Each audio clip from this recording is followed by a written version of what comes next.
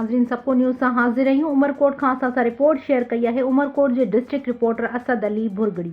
Report मूजिब उमरकोट में बासरन पारां सवें सालन के कदीमी गोठन ते मुबीना कब्ज़े और गोठाणन के लॾाइण की कोशिश खिलाफ़ गोठाणन जो एहतजाजी मुज़ाहिरो और नारेबाज़ी।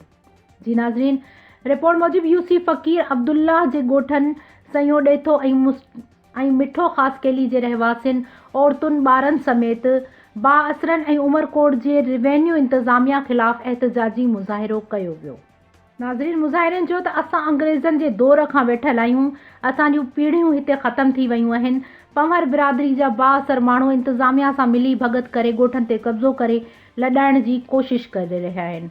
मुज़ाहिरीन में चनेसर, नूर मोहम्मद सयो ॾेथो, औरत मूमल, नरगिस और ॿियनि जो मुज़ाहिरो।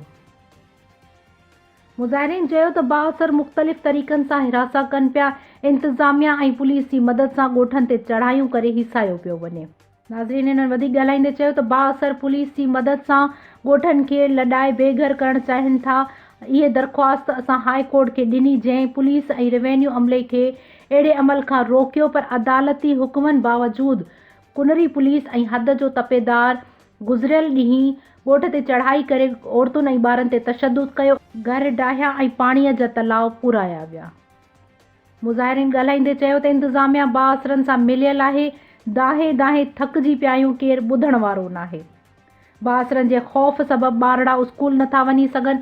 ख़ौफ़ और हिरास सबब अज़ाब में आहियूं। उन्हनि मुतालबो कयो आहे chief justice of Pakistan Sindh high court Bilawal Bhutto Zardari, वज़ीर आला सिंध, IG सिंध और ॿियनि खे त नोटिस वठी बाअसरन खिलाफ़ कार्रवाई करे इंसाफ़ ॾियारियो वञे।